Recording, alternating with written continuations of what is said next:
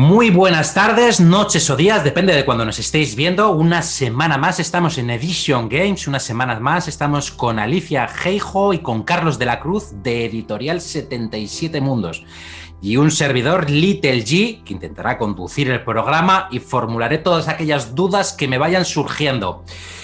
Muy buenas, hemos tenido alguna que otra dificultad para coincidir y grabar este programa, pero ya estamos aquí. ¿Qué tal? Hola, buenas, ¿qué tal? ¿Qué tal? Buenas. En el pasado programa estuvimos viendo, si no me falla la memoria, los contratos y derechos de autor. ¿Hoy qué nos toca? ¿Qué vamos a ver hoy? Pues hoy ya vamos a empezar con la producción del libro, lo gordo. Vamos a crear ya el libro. Pues con esta propuesta, con la producción del libro, con lo gordo, pues vamos a lanzar el opening y a la vuelta comenzamos.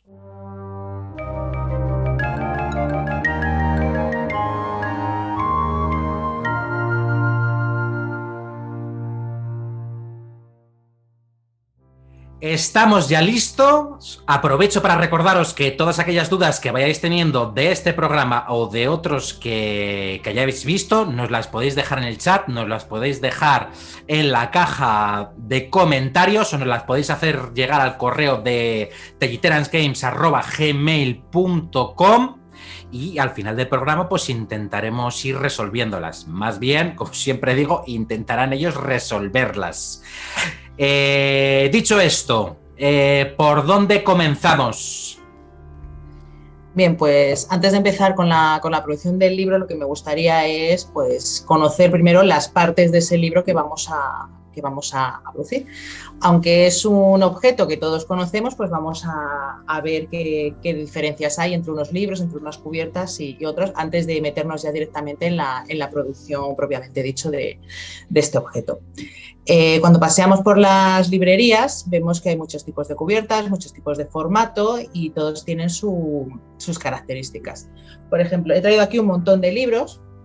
Vamos a ver los más básicos. Por ejemplo, tenemos un libro de tapa dura, tenemos libros de bolsillo, tapa blanda, luego tenemos también libros de tapa blanda un poco más gordos, con solapas, y bueno, hay muchos más formatos, pero lo que queremos ver son las partes del libro. Por ejemplo, cuando tenemos un libro, lo primero que vemos es la cubierta.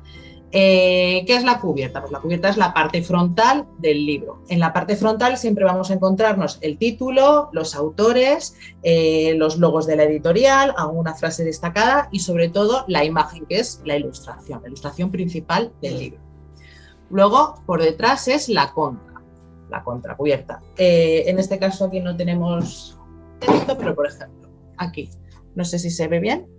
En la contra tenemos la sinopsis del libro, a lo mejor alguna biografía del autor, títulos, logos. Sobre todo tenemos también los identificados, es el código de barras, que es el ISBN del libro. ¿Qué más tenemos? Más partes. Pues el lomo. En el lomo siempre aparece el título y el nombre del autor. Estas son las partes principales, las que vemos cuando cogemos un libro. Pero ¿qué partes más importantes son del libro? Bien, a ver, cojo aquí otro, también tapa dura. Cuando tenemos los libros de tapa dura, en este caso un libro de tapa dura que tiene su cubierta, siempre tienen unas hojas, un papel más gordo, que es lo que une la tapa dura con la tripa, que son las hojas del interior. Esto se llama guardas, son las guardas. Las guardas pueden ir ilustradas, en este caso, como veis, han aprovechado para poner un mapa, o pueden ser en colores lisos, blancos o negras. La guarda le da como un añadido a los libros de tapa dura. Son necesarias para sujetarlo, pero se aprovechan esa impresión para darle ese valor añadido. Luego tenemos las solapas también, muy solicitadas últimamente. Un libro con solapas, a ver, tengo aquí uno, que he pedido todo. Libro de tapa blanda con solapas. Lo que hace la solapa es que la cubierta quede un poco más sólida, más robusta y que el libro tenga más cuerpo. Luego tenemos los formatos que hemos dicho antes, que son sobre todo los de bolsillo, que es la tapa blanda sin solapa. Es mucho más económico. Cada elemento del libro todo va encareciendo. La tapa dura es mucho más cara, las solapas, eso como todo. Cuanto más añades, vas aumentando el presupuesto. Luego tenemos otros elementos, por ejemplo, que es la camisa. ¿Qué es la camisa de un libro? Pues la camisa de un libro es esto. Tenemos el libro con su solapa y le ponemos un papel por encima que lo cubre entero. El papel que cubre entero otra vez tiene sus ilustraciones y todos los datos, es la camisa. Pero a veces nos encontramos también papelitos que no cubren todo, sino que simplemente es un trocito que se llama faja. Las fajas se utilizan sobre todo para publicidad, para indicar la mejor novela ganadora del premio, el que sea. Entonces, las fajas se utilizan como publicidad. ¿Qué más tenemos por aquí? Bueno, no, creo que ya así esto es lo más importante de las cubiertas. ¿Qué es la cubierta? Al final es la carta de presentación del libro, por lo tanto la cubierta tiene que ser llamativa, tiene que tener algo que atraiga al lector, al jugador, para acercarse al libro, ya no para comprarlo. Lo primero, para acercarse al libro, tú cuando vas a una librería, coges el libro, te llama la atención la cubierta y luego lo primero que tienes que hacer, o que se suele hacer, es dar la vuelta y leer la sinopsis. Por lo tanto, todos los elementos de la cubierta del libro están muy bien pensados para esa atracción inicial hacia el lector. Bien, estas son las partes externas del libro. Ahora vamos con las partes internas, porque el libro también tiene sus características en el interior. Cuando abrimos un libro, aparte de las guardas, cuando es un libro de tapa dura, como hemos dicho, las guardas, lo que une la tapa dura con la tripa. Nos encontramos la primera parte, la primera hoja, que se llama portadilla. En la portadilla aparece el título. En esta le han puesto más elementos, pero la portadilla suele ser la primera página solo con el título. Luego está la portada, que está el título con el autor. Y luego hay unos elementos que no todos los libros los tienen que tener, pero sí que suelen ser muy comunes, que suelen ser, lo primero, los créditos. Los créditos sí que son obligatorios. Los créditos de un libro es donde viene la editorial, donde vienen los derechos, vienen las fechas de publicación, las ediciones que se han hecho, todos los derechos de los ilustradores, donde vienen todos los datos del libro. Una vez que pasamos los créditos, nos vamos encontrando ya las primeras páginas de los libros, que suelen ser dedicatorias, agradecimientos, y ya pasamos a los índices, y luego nos podemos encontrar o prólogos o introducción. Nos encontramos ya toda la tripa, todo el contenido del libro, y al final suelen estar los apéndices, los anexos. En los juegos de rol se suele poner mucho material imprimible, material de juego extra, tablas que pueden ayudar en los sistemas, glosarios, epílogos, y en algunos podemos encontrar bibliografías. Pero bueno, no todos los libros tienen todas estas partes. Esto, cada editor al final, y cada sistema de juego y cada libro requiere unas cosas y otras. Y luego, otra parte muy importante de los libros, que sobre todo en el mundo del rol es fundamental, son las ilustraciones. Las ilustraciones en los juegos de rol y en los sistemas ayudan mucho tanto a los lectores como a los directores de juego a introducirse dentro del libro, a introducirse dentro del juego, de la aventura, porque estas ilustraciones representan tanto como monstruos, criaturas, paisajes, mapas. Todo ese material que al final va mostrado en ilustraciones es muy importante, cosa que otros libros de literatura no suelen tener. Los juegos de rol se caracterizan por las ilustraciones, y estas ilustraciones pueden ser de varios tipos. Los libros que tienen la tripa en blanco y negro, pues al final son ilustraciones en blanco y negro. Las ilustraciones en blanco y negro suelen ser un poquito más sencillas, más detalladas, porque al final el negro no se tiene que fundir y se tiene que ver bien las líneas de la ilustración. O pueden ser ilustraciones en color. Luego también tienen, pues, si son de objetos, si son de situaciones, de paisajes, de ambientaciones. Todo está pensado y adaptado al texto y al juego. Hay que hacer unas composiciones que al final ayuden. Y sobre todo los mapas. Los mapas son muy importantes. importantes en este tema de los libros de los juegos de rol, porque al final los mapas es lo que nos guía, nos ayuda. Pues ahora que has dicho lo de las ilustraciones, pero bueno, antes me gustaría decir, porque es que casi me da la risa cuando has dicho, sobre todo es muy importante mirar la contraportada. Sí. Y sí, lo es, porque si no, no me hubiera comprado la llamada de Cthulhu de D20. Me engañaron con la portada y luego cuando vi la contraportada, pero ya tenía el libro en casa y vi el interior, dije... Se va para la estantería, me han engañado. Así que sí, mirar muy bien la contraportada. Y dicho esto, ¿qué criterios a la hora de elegir ilustraciones para un libro nuevo? Me surgen varias dudas. ¿Qué criterios se siguen para elegir las ilustraciones? O tal vez quién las elige o qué proceso se sigue para determinar qué ilustraciones van. Bueno, en principio hay una ilustración muy importante que es la portada. Es específica, suele ser más cara que las ilustraciones interiores y es un poco la carta de presentación del libro. Entonces, en la portada, que suele ser a color, incluso en los libros que tenga el interior en blanco y negro, pues bueno, normalmente lo habitual es que esta portada sí sea a color. Siempre una ilustración a color va a ser más cara que una en blanco y negro. O sea, hables con quien hables, exige más trabajo y por tanto va a ser más cara. La ilustración de la portada además pues suele ser más grande, porque en el interior pueden ser ilustraciones más pequeñas a media página, ilustraciones pequeñitas que podemos colocar en casi cualquier lugar del texto, etcétera. Entonces siempre que tenemos que ilustrar un libro, un juego de rol, que es cierto lo que comentaba antes Alicia, que es algo muy característico de esta afición, el tema de que los juegos de rol suelen estar profusamente ilustrados, cosa que no suele suceder en la literatura. No es tan habitual que haya tanta ilustración en libros literarios, de literatura pura y dura.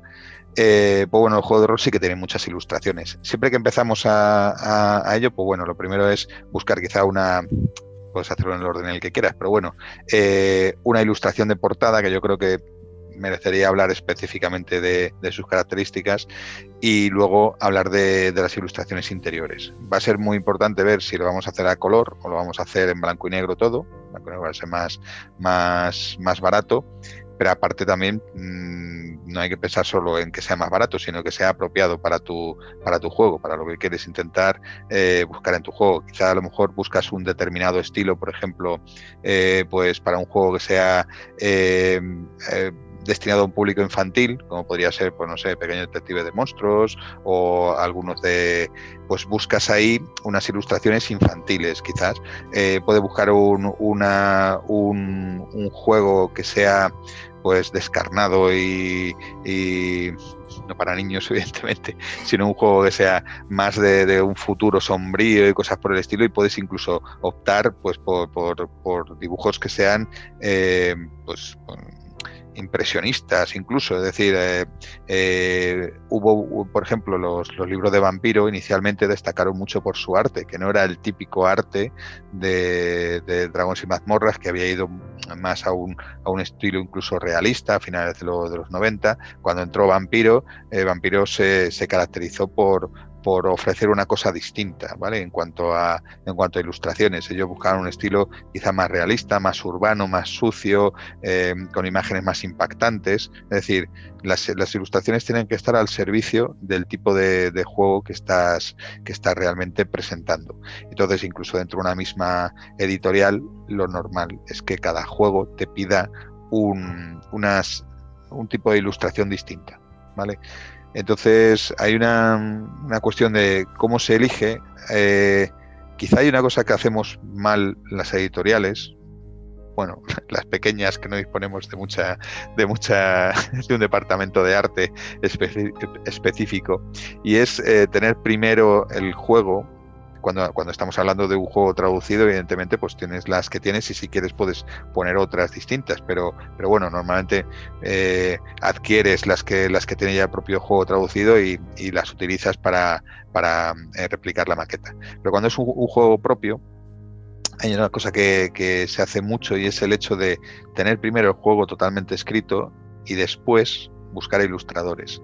Y hay veces en las que esa quizás no es la mejor estrategia. A veces viene bien tener a los ilustradores durante el proceso de creación del juego. Es decir, para que el ilustrador y el autor del propio libro colaboren. Es decir, yo recuerdo en concreto haber tenido para una aventura que escribí, que era la de En busca de la ciudad perdida de Garan, para clásicos de la marca, ¿vale? De Aventuras en la Marca del Este, que es una aventura cortita de buscar una ciudad perdida en una selva. Yo escribí toda la aventura y después ya pues me pidieron las ilustraciones, es decir, el editor, en este caso yo trabajo como autor, el editor me dijo, bueno, vamos a poner ilustraciones, más o menos 10. Hemos buscado a este ilustrador, me ofrecieron varios, me dijo, ¿qué te parece este y tal? Y pues dile más o menos qué es lo que quieres.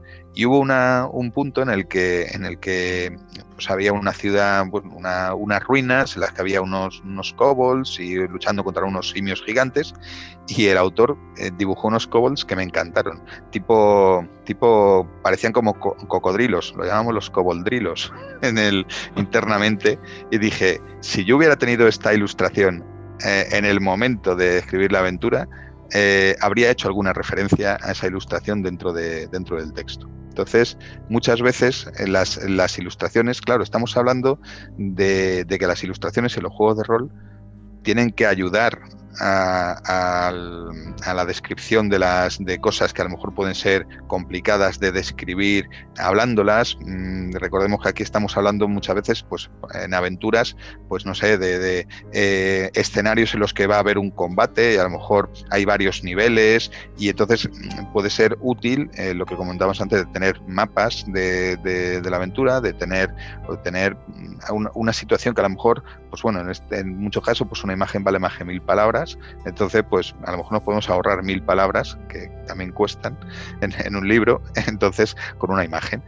Entonces, sí es verdad que muchas veces, teniendo en cuenta que estas imágenes tienen que apoyar el texto, a lo mejor sí debería estar muy implicado el ilustrador en el proceso de creación del libro. Yo creo que eso es algo que a veces o no se hace tanto como se debiera, o a lo mejor somos nosotros los que no lo hemos hecho, Alicia, hay otros editores que sí lo hacen. Pero por todo lo que yo sé, no es tan común, ¿vale? Es más común tener el texto y después buscar ilustraciones que vayan acompañándolo. Y bueno, y ahí realmente también tenemos una cuestión, y es que hay proyectos en los que un único ilustrador no es suficiente para un libro muy, muy extenso, en el que vayamos a tener el típico libro básico de un juego de rol, que a día de hoy pues fácilmente se te va a las 300 páginas sin despeinarnos. Pues un solo ilustrador haciendo todas las ilustraciones de un libro, lo que consigues en ese caso es que mantenga un mismo estilo, pero también corres el riesgo de tener retrasos en la producción de las ilustraciones y bueno, que sea un cuello de botella finalmente eso. Y además las ilustraciones hay que pagarlas. En ese sentido, tú puedes optar por tener unos cuantos ilustradores de estilos que sean compatibles, o incluso que no lo sean. Si por ejemplo estás haciendo algún tipo de juego que sea genérico o multiambiental, o pues no sé, GURPS mismamente, que es un juego clásico, muy clásico, de que se supone que te sirve para jugar todo tipo de ambientaciones, ciencia ficción, fantasía, etcétera. Pues ahí puede tener sentido también tener ilustradores distintos que te ofrezcan, que te presenten distintas posibilidades. Así que al final la ilustración, hay muchas formas de orientarlo. Entonces, lo importante es que la ilustración sirva al texto, o sea, no sea únicamente decorativa. En algunos casos, pues bueno, sí, simplemente decorativa y tal, pero en los mejores casos la ilustración acompaña al texto y lo refuerza. Es decir, te da... hay cosas que son necesarias, como los mapas, los esquemas, los que te definen la aventura, que esos son prácticamente herramientas, ¿vale? Y hay otros que te dan ambiente, y hay otros que te transmiten un cierto estilo. Entonces, la ambientación es muy importante en los juegos de rol. Es decir, no es todo mecánica. Muchas veces un mismo juego de rol ilustrado de forma distinta te puede transmitir distintas sensaciones, y esas sensaciones son importantes.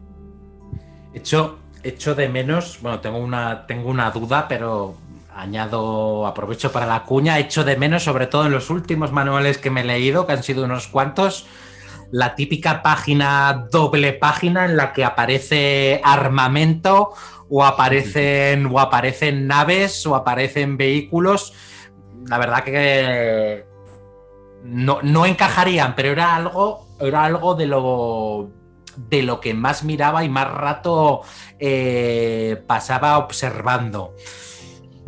Dicho esto, me surgía una duda. A la hora de elegir los espacios, a la hora de decidir cuántas ilustraciones, no sé si va en este programa, pero bueno, yo os lo formulo.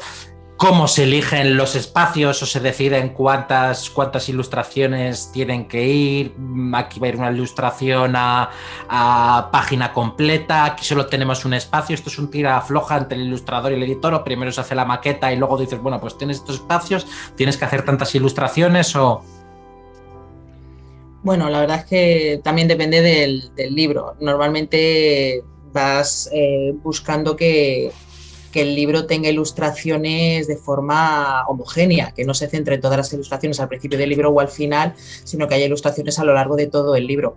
Normalmente estos libros están separados por capítulos, buscas una ilustración principal por cada capítulo que represente ese capítulo, luego siempre tienes elementos más pequeños para ir rellenando. La maqueta se hace al final, cuando ya tienes todo el texto, ya tienes todas las ilustraciones que has ido definiendo con el texto, y luego vas metiendo también elementos de cuadritos, explicaciones, notas. Entonces, cuando ya tienes todo, vas encajando.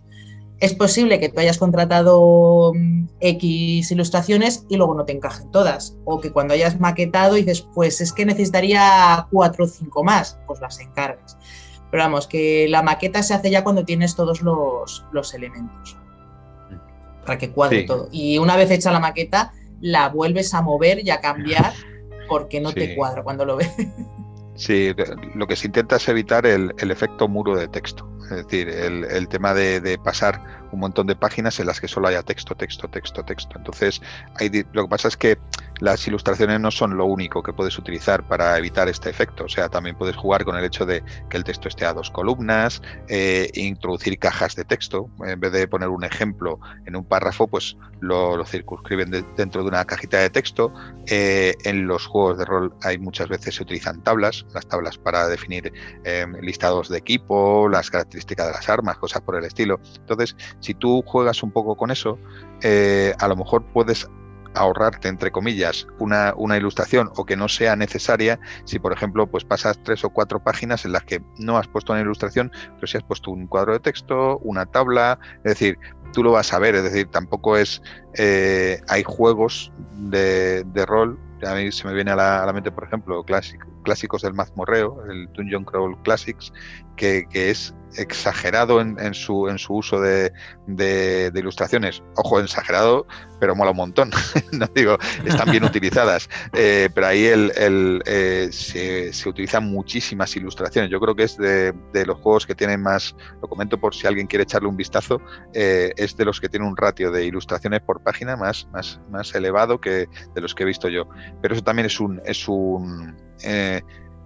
eso forma parte de la estrategia del editor, porque tú luego lo ves y dices, es un libraco enorme, está profusamente ilustrado, y luego hay partes que dices, pues tampoco es un libro tan complicado en cuanto a reglas. Es decir, las reglas, lo que pasa es que te las van contando muy bien, y ahí el editor ha tirado por el tema de darte ambientación. O sea, sus ilustraciones, muy grandes, casi todas en blanco y negro, pero ahí ha hecho un tema que se ha abigarrado, lo que comentaba Alicia siempre lo comenta, la fantasía parece que como que eso sí que lo pide, y luego a lo mejor un juego de ciencia ficción a lo mejor te pide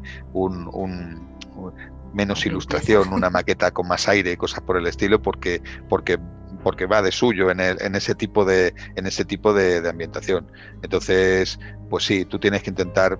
Tampoco, es decir, no hay una fórmula matemática. Te podemos decir, yo he hablado con algún otro editor que me dijo, cuando empezamos a hacer nuestros primeros libros, lo primero que hicimos fue coger libros que ya existían y contar el número de ilustraciones y decir, bueno, pues mira, esta gente está poniendo una ilustración cada 3 páginas. Pues nosotros vamos a hacer lo mismo. Y luego ya, pues bueno, vas mejorándolo. Quizá esa no sea una mala estrategia, decir, oye, pues una ilustración a página completa en el principio de los capítulos. Una ilustración de media página cada tres páginas más o menos, ilustraciones más pequeñitas. Aquí cuando estás haciendo la maqueta descubres que se te queda un espacio libres, muy grande al final de un capítulo y dices, bueno, pues aquí relleno con un montón con una pila de tesoro, ¿vale? Simplemente puedes repetir algunos. Hay ilustraciones en las que, por ejemplo, yo recuerdo, por ejemplo, el Conan de 20, que tenía siempre una especie de cenefa por alrededor de de cada uno de las páginas, de todas las páginas. Entonces hay algunas que utilizan eso y ya le da otro aire al libro. Entonces a lo mejor necesitan menos ilustraciones si has incluido eso en todas partes. Entonces, pues bueno, hay distintas posibilidades. Yo te diría que una ilustración cada 3 páginas o una tabla, cosas por el estilo, pues es una media bastante habitual, pero depende del libro. Vale, pues ¿qué nos toca, qué nos queda más por ver? Hemos visto el esqueleto del libro, hemos visto la portada. ¿Por dónde continuamos en esta producción del libro? Pues bueno, si ya conocemos el libro, las partes del libro así un poco por encima, pues cuando ya el editor empieza a producir, a trabajar con el libro. Pues ¿cuándo empieza la producción del libro? Pues cuando ya has hecho las negociaciones y tienes la licencia, cuando ya has leído el manuscrito con un autor y has decidido que se lo vas a publicar, o cuando has adquirido has contratado tú un juego y lo has diseñado y ya lo tienes. Partimos de ahí de la base. Partimos de esas tres situaciones: cuando tienes una traducción, cuando tienes un libro en castellano de un autor o cuando has encargado tú el juego. Al principio de la producción tiene una serie de diferencias, porque si es una licencia, es una traducción, lo primero que tienes que hacer es contratar esa traducción. Contratas la traducción al traductor y cuando el traductor la termina te la pasa. Se hace una corrección de la traducción. Y una vez que ya se ha terminado el proceso de traducción, que se ha corregido, ya se ha tratado el traductor con el editor y está todo aceptado, tiene el texto en Word. Vale. Cuando decides publicar un libro de un autor castellano, que te ha llegado el manuscrito, cuando ya se ha leído, ya se ha editado, ya se ha cambiado, como ya has hecho la parte de edición, de que si se ha tenido que cambiar capítulos, tramas, reglas, ya está el texto terminado, también tienes el documento en Word. O si has contratado todo el juego, ya has creado el juego, has encargado al autor que te lo escriba, ya se ha analizado, se ha editado, se ha corregido, se ha testeado y se ha aprobado, ya está el texto terminado, tenemos el texto en Word. Entonces ya, lo que une al final, lo que empieza la producción de libros es cuando ya tenemos todo el texto en un documento Word. Sea en cualquiera de las tres opciones. ¿Qué es lo primero que hacemos? Pues la corrección. Una corrección ortotipográfica. ¿En qué consiste la corrección ortotipográfica? Pues es simplemente corregir el texto. Corregir el texto, la ortografía, las incongruencias de sujeto, verbo y predicado, todos los errores gramaticales, todas las erratas que puedan haber surgido de cambios de letras, dobles palabras, cuando ves en una frase que se han repetido la misma palabra, o musicalidad, que estás leyendo y parece que rima todo, hay que cambiar. El estilo, algunas cosas que no encajan, pues todo eso se corrige. También se corrige el uso de las comillas, el uso de la cursiva, ay, me sale en inglés, de la negrita, todos los elementos, los signos de interrogación, los espacios, los signos de puntuación, todo eso es lo que compone la corrección ortotipográfica. Una vez que ya terminamos la corrección ortotipográfica, que no se hace solo una vez, la corrección ortotipográfica solemos hacer nosotros, por ejemplo, solemos hacer 3 y suelen ser 3 personas diferentes, porque al final cuando te trabajas mucho con un texto y lo vuelves a leer, si hay alguna errata o algo que no cuadra, tú lo lees y lo lees bien, tus ojos al final se acaban adaptando a ese fallo y no lo ves, entonces hay que pasárselo, tiene que respirar el texto, lo tiene que ver otra persona, aunque luego tú lo vuelvas a corregir más tarde, ya tiene que pasar un tiempo, igual que cuando corriges una traducción, también hay que dejarla respirar un tiempo, porque si la corriges de continuo muchas veces, al final los fallos no los ves, tu cerebro ya lo ve como correcto y no los identifica. Aún así, quiero decir que es imposible corregir todas las erratas, que sigue pasando y que pasará, y yo también siempre que leo una novela, siempre voy detectando erratas y seguro que pasará los procesos de corrección al milímetro y siempre se queda alguna. Es inevitable y nos duele mucho a los editores luego cuando ya está el libro impreso y se ve el encontrarnos una errata, porque es como, después de corregirlo tanto y de trabajar, que todavía sigamos viendo esos pequeñitos. Sí, hay una cuestión importante, perdón, solo un matiz, es que encima las erratas en los juegos de rol no son solo ortotipográficas, que dices, bueno, se nos ha pasado y tal, sino, por ejemplo, el tema de términos que se hayan utilizado con nombres distintos en un sitio o en otro, tablas que no estén correctamente puestas o traducidas, etcétera. Es decir, los juegos de rol son manuales, es decir, no son literatura. Esto es, a pesar de que pueden contener literatura, en realidad no son exactamente una novela que puedes leer linealmente y ya está. Es decir, el 90% de las novelas, habrá alguna que tenga alguna cosa distinta, pero una novela la lees de forma lineal y ya está. Un juego de rol no, un juego de rol lo consultas, se hacen referencias de unos capítulos a otros, del capítulo de creación de personajes te hacen referencia al del sistema de juego, en el sistema de juego te hablan del de combate. Es decir, la corrección de un juego de rol es mucho más compleja que la de una novela, mucho más dolorosa al final cuando se nos cuela alguna errata. Ahora que estabais hablando de la corrección, mientras estáis haciendo la corrección, es decir, en este momento se miran, no lo sé, se miran cuestiones de sistema, de si funciona, de si hay que cambiar algo, o eso ya es antes de. Eso es antes, es decir, la corrección ortotipográfica es después de la corrección del funcionamiento del libro. Es decir, nosotros normalmente, bueno, yo ahora mismo estoy inmerso en la corrección del MSpace y de uno de nuestros libros, y yo en principio no me preocupo tanto de las erratas, voy mirando las que van saltando y tal, pero por ejemplo lo que comentaba Alicia de se repite una palabra mucho y tal. Si la veo, puedo preocuparme de eso, pero yo de lo que me tengo que preocupar es de que las habilidades de actuar, que es carisma más poder, tal, pues que ponga carisma más poder, que no ponga fuerza más destreza, por poner un ejemplo de una cosa mecánica, que las referencias que se estén haciendo a un sistema de combate, pues que tú digas, bueno, pues el listado aquí donde te están explicando las maniobras de combate, que se llame igual en la tabla de resumen, que los términos sean iguales, que esté organizado igual, es decir, eso en cuanto a estructura. Funcionamiento, el funcionamiento se supone que para cuando te ha llegado el texto del libro, el funcionamiento, el playtesting, es decir, el libro no se escribe y luego se prueba, el juego se prueba y después se escribe, es al contrario, es decir, para cuando tú ya lo plasmas en un libro, pues yo, por eso muchas veces cuando nos llega un manuscrito, yo a veces le digo, bueno, sí, pero lo primero que tienes que hacer es probarlo, es decir, coger el juego y probarlo con gente, es decir, el proceso no es voy a escribir un gran juego y después ya lo probaremos a ver, no, el proceso tiene que ser, primero lo voy a probar con gente, voy a cambiar, voy a tachar, voy a hacer un montón de borrones y cuando finalmente ya sí tenga las mecánicas funcionando, entonces es cuando lo voy a plasmar, cuando ya sí lo voy a escribir en el, entonces se supone que Y todo ese proceso a nosotros nos está pasando con Axis Mundi, por ejemplo. Nosotros sí estamos haciendo este proceso previo de probarlo tal, y después ya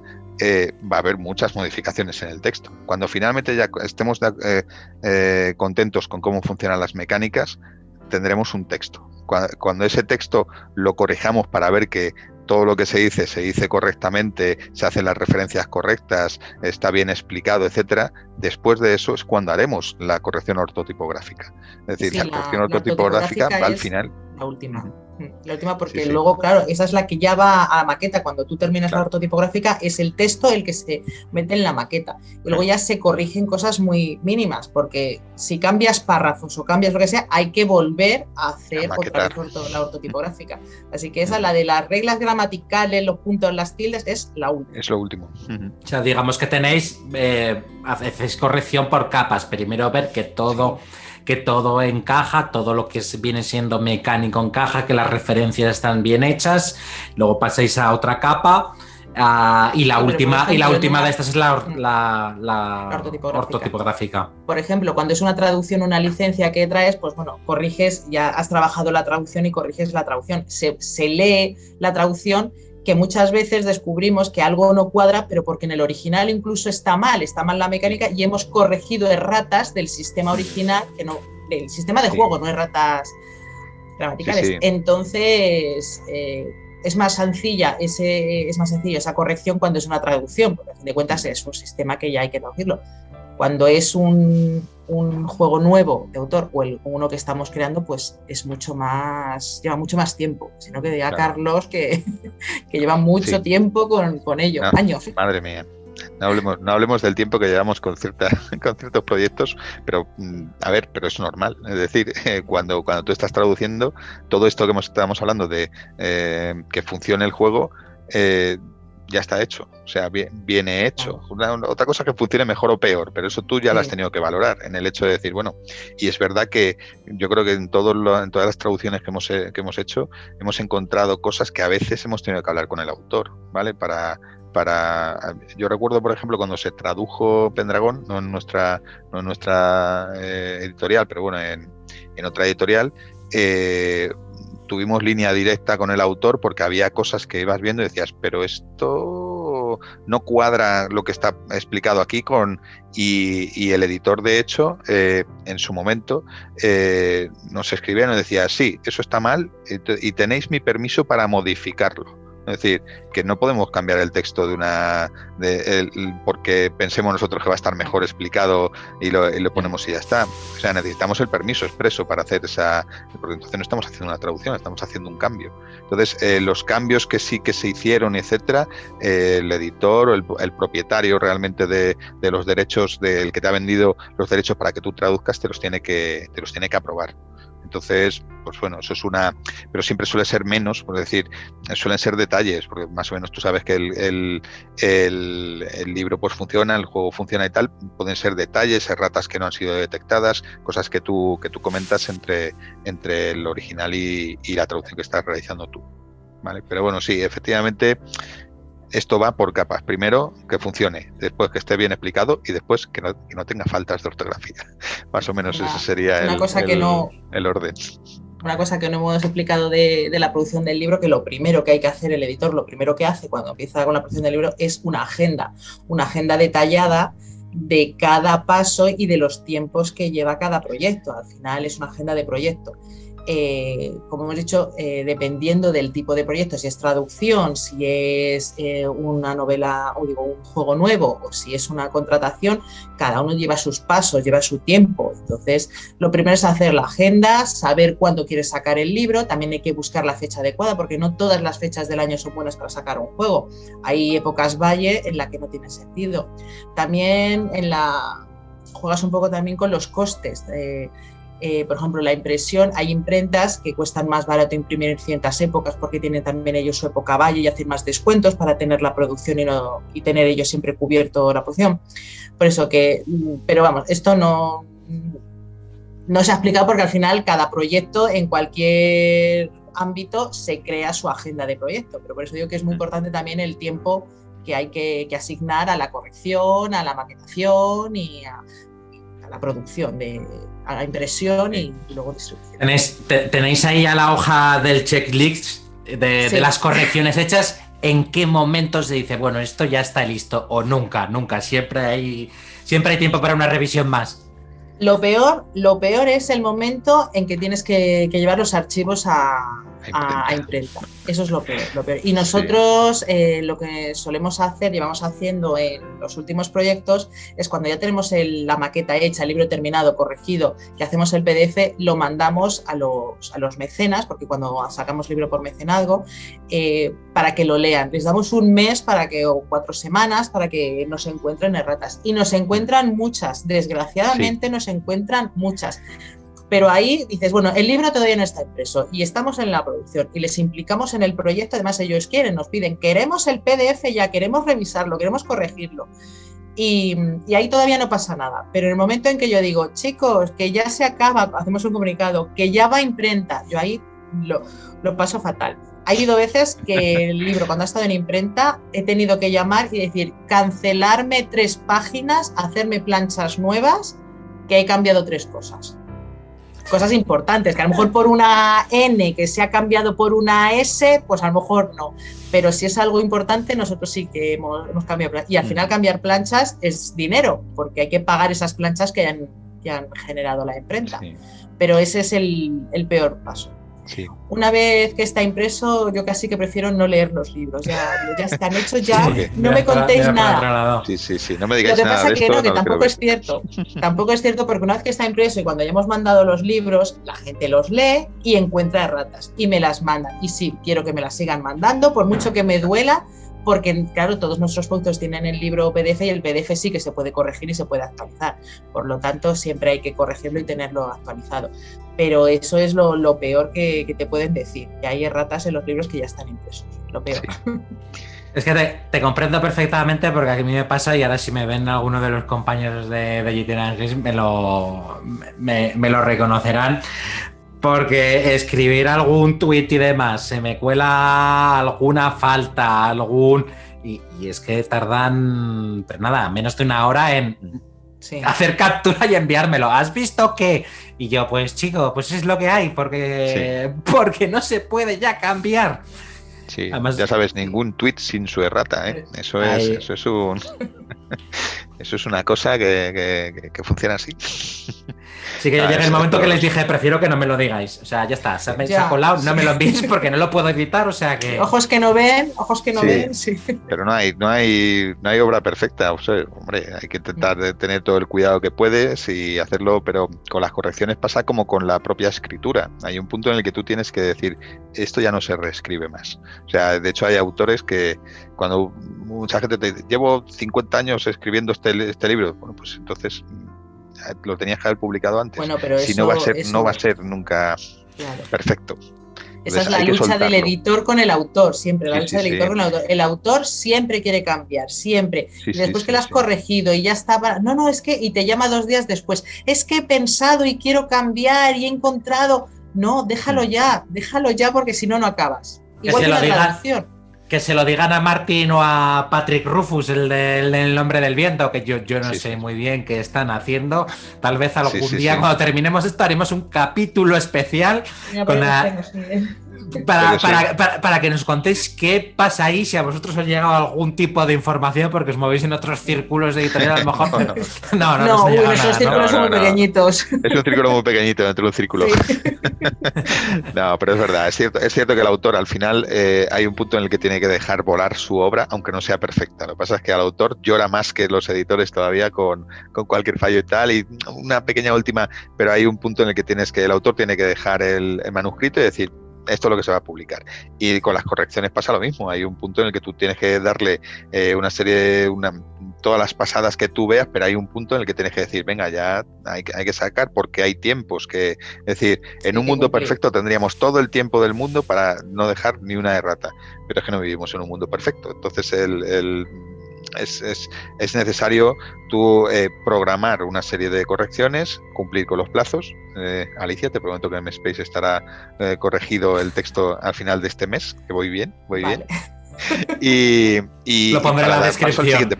No era el Sí, momento de sí. decirlo, porque aquí no le puedo regañar, pero si te lo suelto aquí ya sí. Sí, no, pero realmente voy bien, ¿eh? Voy bien, no Vale. es coña. Pero es verdad, tú te tienes que poner una serie de unos plazos, porque además tus plazos influyen en los plazos del siguiente compañero. Es decir, el traductor tiene que terminar a tiempo para que nosotros tengamos la corrección a tiempo, para que el de la imprenta esté a tiempo, para que la distribución, es decir, todo al final es una cadena, evidentemente, y hay un punto en el que tú tienes unos plazos que perjudican al el trabajo del siguiente profesional implicado. Entonces, pues hay un punto en que tú tienes que decir, tengo hasta tal día, y salimos con lo que esté.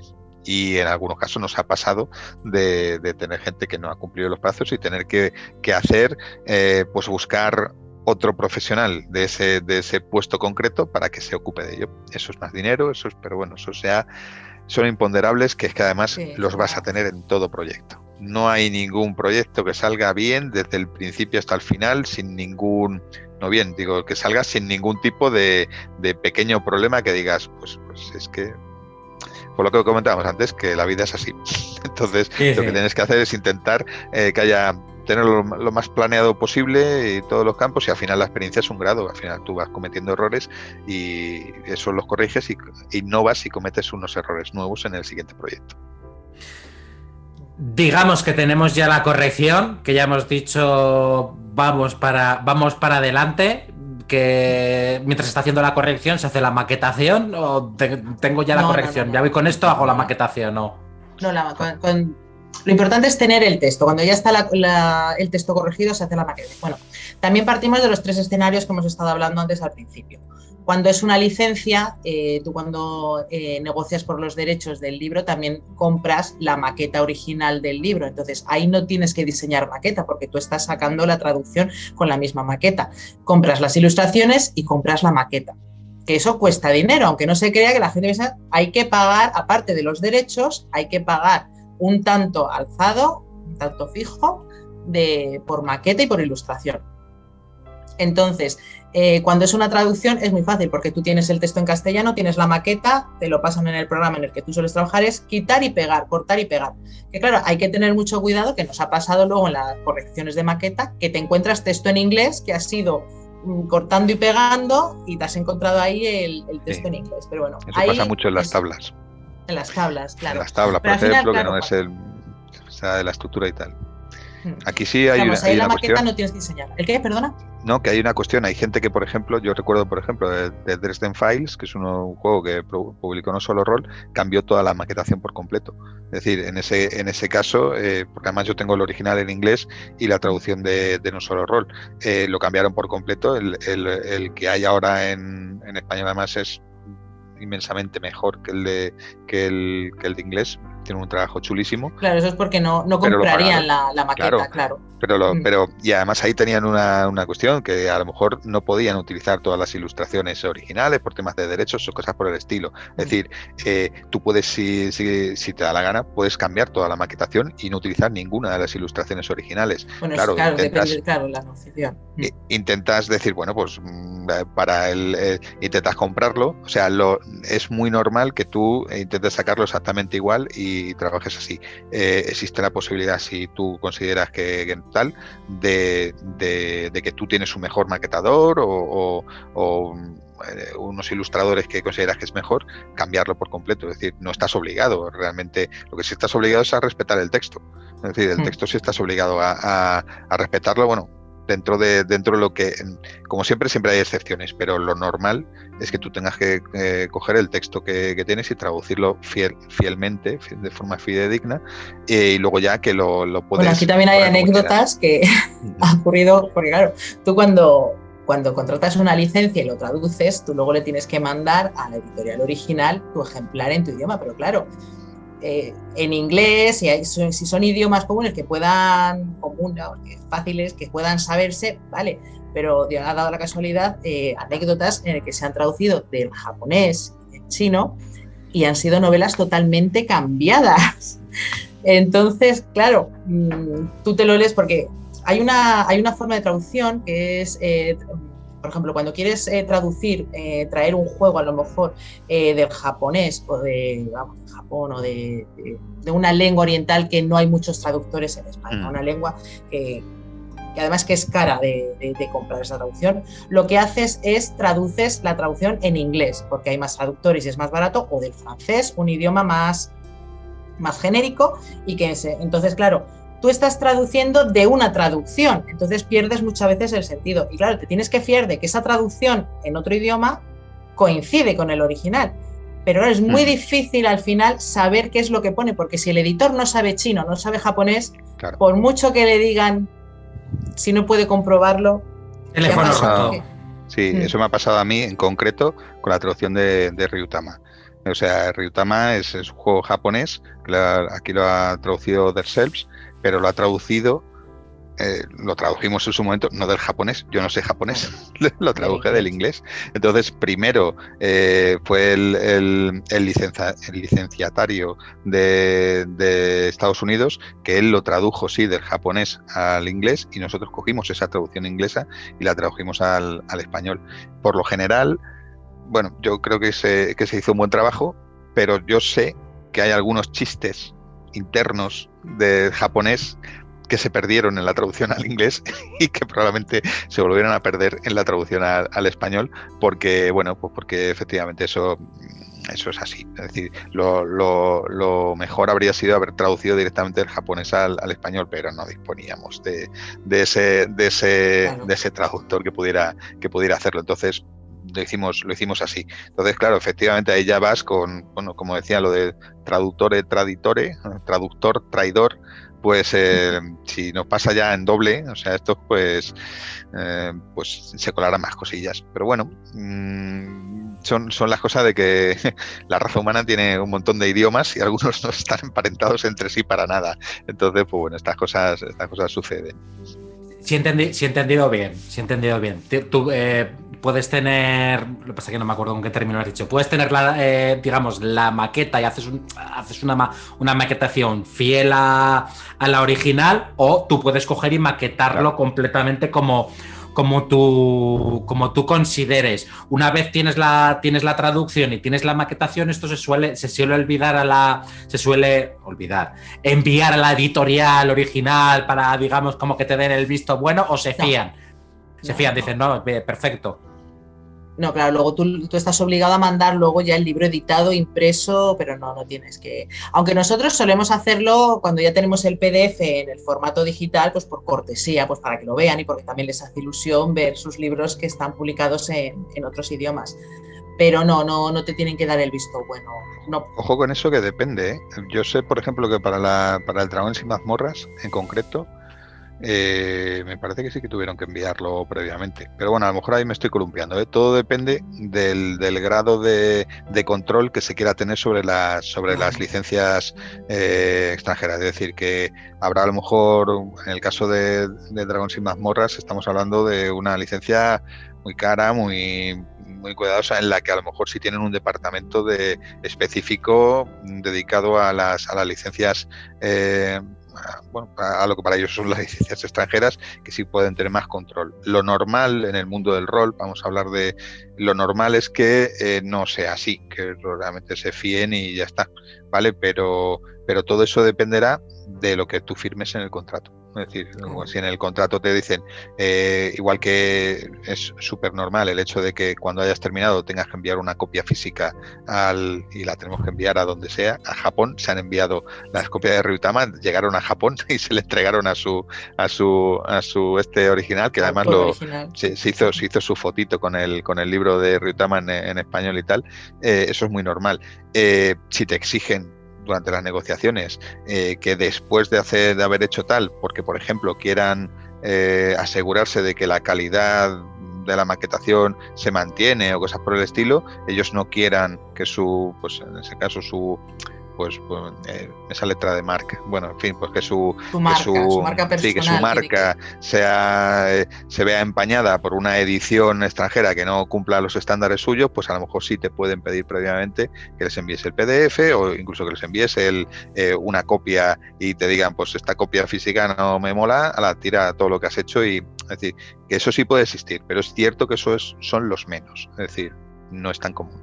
Es más común pues que le vayas enviando tal y la copia en PDF, que ahora es súper normal que exista, y la copia física de los que hayas negociado que les enviaras. Y lo preguntaba un poco por eso, es decir, no por ninguna editorial española, porque todos trabajan fenomenal, pero digo, te puede editar por decir un país, una editorial de Afganistán y lo cambian completamente, hacen unos dibujos que, que dices, ¿de dónde ha salido esto? Un poco iba por ahí. Si era con Daños and Dragons lo puedo editar porque a lo mejor incluso quieren seguir un estilo, quieren seguir un tal y a lo mejor... Pero bueno, sí, iba por ahí. Yo creo que me ha quedado resuelta la duda. Y ya tenemos, yo creo, no sé si te queda algo de explicar más de maquetación. La maquetación, hemos hablado de la maquetación cuando contratas la licencia, pero cuando es la maquetación que no tienes nada, que el libro lo tienes de cero, pues es diseñar la maqueta. Al final eso es cuestión de diseño, también dependiendo del texto, si quieres hacerlo en el tamaño del libro antes de hacer la maqueta, si es en A4, en A5, más pequeño, si lo quieres hacer a doble columna. Todo eso es dependiendo del texto, del juego, de la ambientación y cómo lo quieras diseñar. También si es una ambientación de fantasía, si es una ambientación de ciencia ficción, si es de vampiros, cada cosa va a tener sus elementos específicos que al final pues se diseña en conjunto en la editorial y hay que hacer pruebas, hay que, pues eso, los cuadros de texto, donde los pongo. Si es una maqueta de cero va a llevar mucho más trabajo porque tú haces una prueba, luego lo vas viendo, lo lees, no cuadra, lo cambias, todo el mundo tiene opinión, luego no te gusta lo que haces 2 días después cuando lo has vuelto a revisar. Entonces cuando tienes que diseñar la maqueta de cero pues es más trabajo y también tienes que encajarlo con el sistema y con el juego, con la ambientación. Vale, pues ya tenemos la corrección, tenemos la maqueta. ¿Qué nos queda? Aparte de que haya salido el crowdfunding o que hayamos despertado el interés. Bueno, todo esto estamos hablando es de la tripa. Hemos hablado de la corrección de la tripa, del texto, pero el elemento más importante, que es lo que hemos estado al principio hablando de, sobre todo lo que es la carta de presentación del libro, es la cubierta. La cubierta, de hecho, se suele diseñarlo primero. Aquí sí que se puede diseñar la cubierta mientras se está corrigiendo o se está terminando de escribir o de probar el juego. Porque además siempre, para luego las distribuidoras, las librerías, para toda la publicidad, las redes, es la imagen. Entonces tú tienes esa imagen y vas promocionando antes de tener el texto y antes de dedicarte a la producción. Entonces lo primero es diseñar la cubierta. Como os he dicho, es muy importante porque, bueno, ya hemos hablado antes de los elementos y lo que quiera expresar el editor con ella. Pero luego, no sé, es que no sé lo que me has dicho, me he perdido la pregunta que me has hecho. Se me ha ido, ahí estoy aquí ahora con las cubiertas y se me ha ido. No, sí, que nos quedaba, que teníamos ya la maqueta, teníamos ya la corrección y ¿qué nos quedaba? Y nos estás hablando de la cubierta. Cubierta, eso, que tenemos ya diseñada la cubierta, que eso lo tenemos al principio. Pues cuando ya está la maqueta terminada, ¿qué hay que hacer? Pues otra corrección de maqueta. ¿Qué es diferente? Sí, porque cuando tú estás haciendo la corrección ortotipográfica o la corrección de estilo, al final simplemente estás trabajando el texto en un Word. Pero aquí ya estás corrigiendo la maqueta. Ya no solo tienes que leer el texto y ver si hay erratas, tienes que ver que las imágenes coincidan, que no hayas puesto una imagen con un texto que no cuadre, que no estén pixeladas, que sean de buena calidad, que no queden párrafos sueltos, que todos los títulos tengan el mismo formato, que todos los inicios de párrafo tengan la sangría o no, que si por ejemplo todos los ejemplos los has puesto en un cuadrito de texto, pues que tenga la misma coherencia todo el texto. Entonces es la corrección de la maqueta, que aquí miras otros elementos, aquí ya miras toda, ya no es el texto en sí, sino que todos los elementos encajen y que todos los párrafos tengan sus estilos de párrafos, sus tablas sean todas iguales, que todos los títulos que tengan su coherencia, todo. Y esta corrección de la maqueta también lleva pues 2 personas diferentes, porque cuantos más ojos, más ven. Esto mientras estés haciendo la corrección de la maqueta, que me he quedado ahí un poco yo con lo de la portada, que la están haciendo. ¿Qué creéis que debe tener una buena portada, una buena cubierta? ¿Qué es lo que... ¿Cómo conceptualizáis esta cubierta y qué creéis que debe tener? Y tenemos ahí ya el departamento de maquetación haciendo la revisión la segunda revisión de maqueta. Me encanta cuando hablamos de los departamentos, ¿verdad? que forman una editorial, porque dices, bueno, pues ahora me quito mi gorro del departamento de corrección y me pongo el gorro de decidir ilustraciones de cubierta. Al final la cubierta es la carta de presentación del libro, que hace que gente con criterio como Little G pues a veces compre libros que luego no va a utilizar, pero bueno, así son las cosas.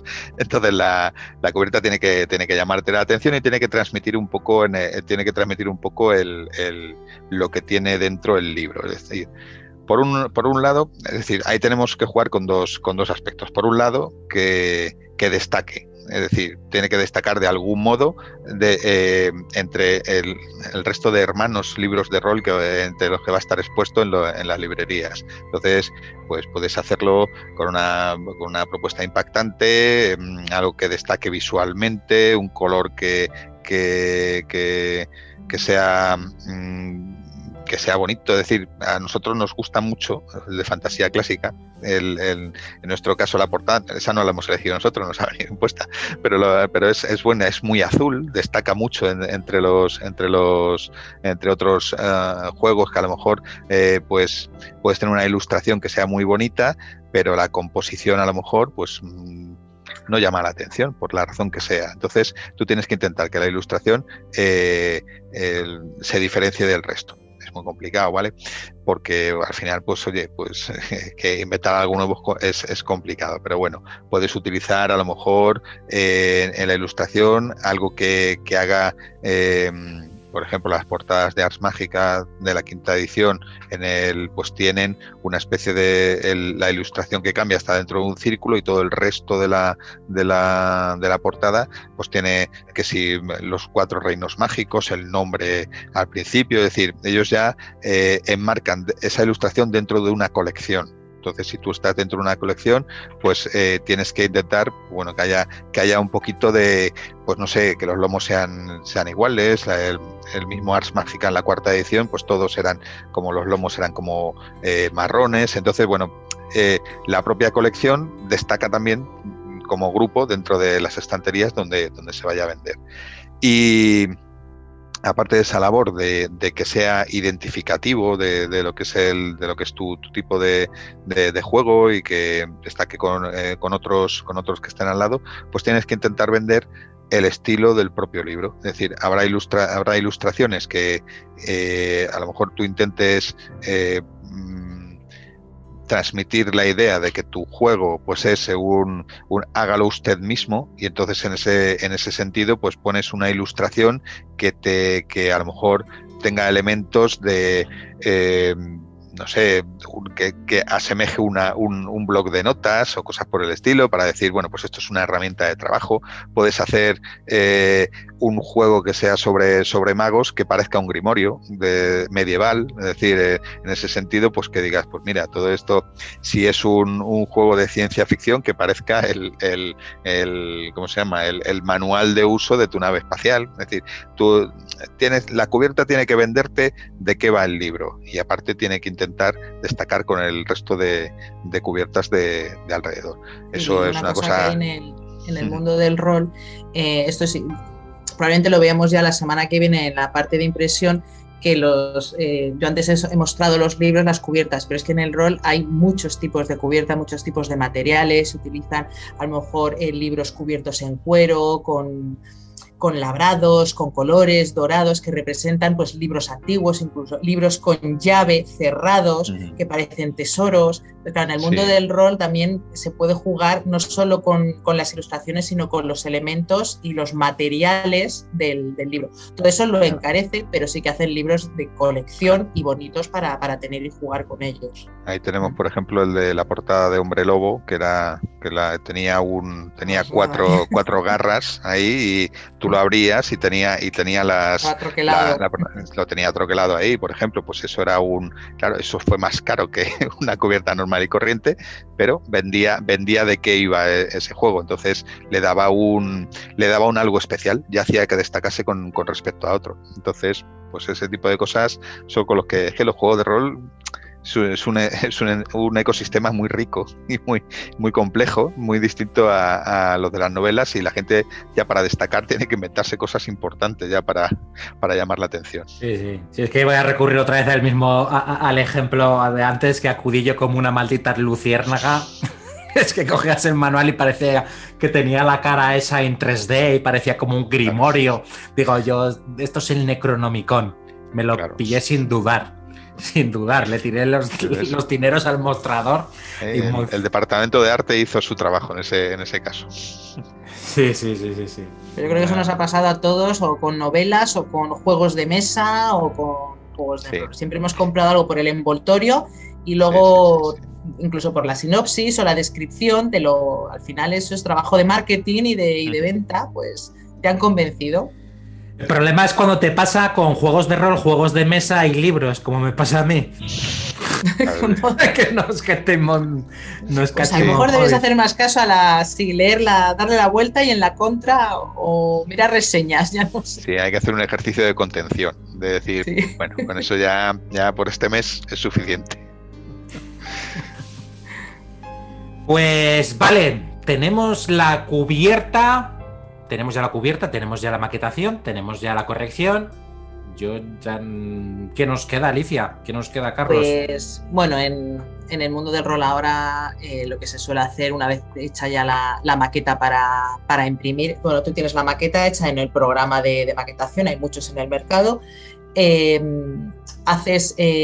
que hacer los documentos en PDF para mandarlo a imprenta, y luego también sueles hacer el PDF digital para basar. Nosotros siempre que tenemos el libro físico lo mandamos con el PDF digital. Los PDFs digitales al final pues son un poco más interactivos, tienen marcadores, tienen enlaces, tienen hipervínculos, que bueno, eso tampoco da valor al documento, pero bueno, eso se hace después de tener ya los documentos finales. Y bueno, lo único, el detalle que os he dicho antes, que os he comentado, que en la cubierta siempre al final ponemos el código de barras. El código de barras de un libro va con el número, que es con el número del ISBN. Y también en los créditos se suele poner el número del depósito legal. En España todos los libros, todas las publicaciones, no libros, publicaciones, tienen que tener un depósito legal. Esto se hace antes de imprimir el libro, lógicamente, porque tienes que poner la referencia en la impresión. Cuando se está trabajando, cuando se está haciendo la producción del libro, tú solicitas al depósito legal, que es un trámite online que lo mandas por la mañana y por la tarde ya te han pasado el código. Tú lo tienes que incluir en los créditos e incluir el ISBN. El ISBN es un código normalizado internacional para los libros, es el International Standard Book Number. Tiene 13 dígitos y es como su DNI del libro. ¿Por qué es importante que todos los libros tengan el ISBN? Porque al final esto va todo a un registro general donde todos los libros van identificados con su número. Y es bueno porque todos los libreros, todos los distribuidores tienen acceso a esa base de datos. Entonces, es muy importante que un librero, aunque no tenga tus libros, si alguien se los pide, pueda acceder a esa base de datos, localizar ese número, saber quién es el editor y quién le distribuye y poder proveerse de él para venderlo. En este registro, en el registro del ISBN, están todos los datos del libro: el traductor, el idioma, los ilustradores, las páginas, el formato, la tirada que se ha hecho. Es al final la radiografía muy exhaustiva del libro. Y bueno, estos números los tiene que comprar la editorial, lo va comprando por bloques, se asignan a la editorial, son códigos que tienen los primeros dígitos significan una cosa, los siguientes otra, y son identificativos de cada editorial y de cada libro. Y siempre se pone pues al final en el código de barras, en la contra. Y bueno, ha sido como un resumen así muy largo de un proceso del libro que al final dura meses y tiene mucho trabajo, pero bueno, yo creo que lo hemos resumido y que ha quedado claro. No sé si te han surgido más dudas que antes con nuestras explicaciones. Si les han surgido dudas es genial porque así nos las van a enviar. Las pregunten. Sí que a mí sí que me queda una duda, que no sé si... Yo creo que sí que va aquí. ¿Es en la Biblioteca Nacional hay que dejar, de cada libro hay que dejar una copia? A ver, de todas las publicaciones, eso es el depósito legal. Cuando tú haces el registro en el depósito legal, tú pides, tú le mandas, al final es un formulario que simplemente le dices el título del libro, el ISBN que le has asignado a ese libro y ellos te dicen el código legal. Por ejemplo, yo lo pido en Madrid, entonces siempre empieza por M. M, un número, que el número es como el número de lista en la siguiente publicación, pues si lo haces a primeros de año y eres el primero va a ser M1 2021. Si eres el segundo que lo pide, serás M2 2021 y luego el año final. Pues te dan el formulario, te dan el número y tú lo metes en la impresión. Y cuando lo tienes impreso el libro, normalmente suelen ser las imprentas quien cogen 4 o 5 ejemplares de los que de la tirada que has elegido, con los formularios que son formularios al final, cuánto es la tirada, las páginas, el formato, otra vez 4 datos del libro, y son ellos los que entregan, porque al final las imprentas están acostumbrados a imprimir de muchas editoriales, porque lo que he dicho es que en el registro tienen que ir todas las publicaciones, no solo libros, revistas, folletos, panfletos, todo lo que se publique, todo lo que se imprima y se publique tiene que llevar sus ejemplares físicos al depósito, que van a la Biblioteca Nacional. Por eso hay tantos edificios repartidos por España de la Biblioteca Nacional, porque a ver dónde meten tanto papel. O dicho de otro modo, la Biblioteca Nacional es la mayor biblioteca de rol que te puedas encontrar en España, ¿no? Vale, es que tenía mucha curiosidad por saber eso. Ahí lo puedo encontrar todo. Que tengo ahí algún manual que es imposible, que ando buscando, es imposible, o sea que ya sé dónde encontrarlo. Si está traducido y publicado en castellano, sí, tiene que estar. Sí, está en castellano. No he sido capaz de encontrarlo y si lo he encontrado ahí en el mercado negro igual me pedían 200 o 300 euros. O sea que... Yo de eso tengo una anécdota de un compañero que quiso buscar un libro juego, de esto de elige tu propia aventura, de pasa a la página tal, en concreto era de Lobo Solitario, y se fue a la Biblioteca Nacional a ver si existía y le estuvieron buscando el libro. O sea que el tío tiene su carnet de la Biblioteca Nacional y dice, es que yo los tengo todos y tal, y es que estaba convencido de que había salido yo creo que era el número 12, pero que él no lo tenía. Dice, pero este ha salido. Pues se fue con su y le estuvieron echando una mano para buscarlo y al final descubrieron que no, que habían salido hasta el 11 o hasta el 12 y faltó el 13, no sé, pero faltaba uno, además terminaba, por así decirlo, la saga ahí, luego hubo más, pero bueno, eran de otra saga de Lobo Solitario, y el hombre lo estuvo buscando y le estuvieron ayudando. Es decir, es que en la Biblioteca Nacional son frikis de los libros, así que si tenéis alguno que no habéis encontrado, ahí os van a ayudar, podéis ir a buscarlo. Pues dicho esto, no sé si queréis contar algo más, y si no, yo creo que podemos ir dando carpetazo al programa de hoy. ¿Hay algo que os apetezca añadir? Pues ya hemos hablado mucho. Sí, hoy hemos hablado. Hoy estábamos habladores. Pues nada, pues esto ha sido todo. Pues un gusto escucharos. Dentro de 15 días, ¿qué vamos a ver? ¿Hacia dónde vamos a saltar? Pues ya, si está el libro terminado y los archivos para impresión, pues directamente ya la imprenta. Veremos la imprenta y he invitado a José Moratalla, un profesional de la imprenta con los que nosotros trabajamos, que ha cedido gustosamente venir y hablarnos de su trabajo, que también es su pasión. Pues perfecto, pues dentro de 15 días nos volveremos a ver, tendremos a un invitado nuevo. Sí que yo aprovecho para recordar que antes de compraros miréis la portada y dicho, o sea, la portada, la contraportada, no la portada, ya lo estaba. Te va a volver a pasar. Ya lo estoy viendo, Sí. ya lo he dicho mal al despedirme, o sea que... Y si leéis un poco la tripa, mejor. Sí. No hagáis como yo, no seáis compradores compulsivos, así que, bueno, un saludo, jugar mucho a rol, nos vemos por las redes, chao, chao. Hasta luego. O-